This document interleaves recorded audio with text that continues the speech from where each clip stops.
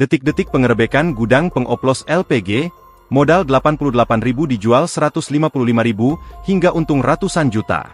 Polda Sumsel membongkar praktik pengoplosan LPG yang beraksi di sebuah gudang di Jalan Takwa Mata Merah, Lorong Sungai Jawi, Kelurahan Seislincah, Kecamatan Kalidoni, Palembang. Modusnya para pelaku menyuntik atau mengoplos tabung gas LPG bersubsidi 3 kg ke tabung LPG 12 kg non-subsidi. Praktik curang itu diungkap tim Opsnal Subdit 1 Indaksi Ditreskrimsus Polda Sumsel.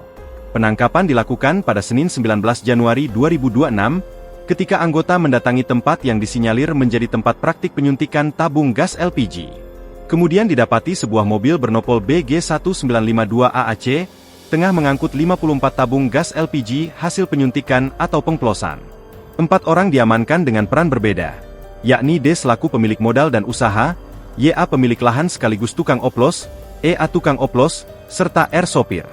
Direskrimsus Polda Sumsel Kombes Pol Doni Satria Sembiring mengatakan, untuk menyuntik tersangka membeli terlebih dulu tabung gas LPG 3 kg di tempat lain seharga Rp22.000 per tabung. Doni juga menerangkan penyuntikan digunakan dengan cara meletakkan 4 tabung gas LPG 3 kg tepat di atas tabung gas 12 kg dengan menyelipkan pipa sambung. Tersangka mengeluarkan modal sekitar Rp88.000 untuk membeli tabung LPG 3 kg, lalu pindahkan isinya ke satu tabung LPG 12 kg. Lalu menjual LPG 12 kg dengan harga Rp155.000 hingga Rp165.000 per tabung. Keuntungan yang diperoleh mencapai Rp67.000 hingga Rp77.000 per tabung, ujar Doni saat memimpin rilis di Polda Sumsel, Rabu, 21 Januari 2025. Praktik tersebut telah dilakukan tersangka bersama rekan-rekannya sejak bulan Oktober 2025, dengan total keuntungan yang diperoleh lebih dari 200 juta.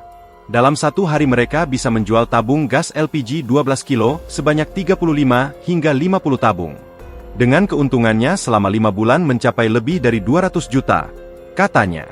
Atas perbuatannya, para tersangka dijerat dengan pasal 55 Undang-Undang RI Nomor 22 Tahun 2001 tentang minyak dan gas bumi sebagaimana telah diubah melalui Undang-Undang Cipta Kerja, serta pasal 62 ayat 1, Jo pasal 8 ayat 1, huruf C Undang-Undang Nomor 8 Tahun 1999 tentang Perlindungan Konsumen, dan ketentuan pidana dalam Kitab Undang-Undang Hukum Pidana, KUHP.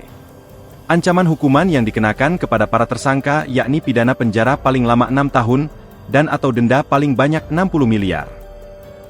Download Tribun X sekarang, menghadirkan lokal menjadi Indonesia.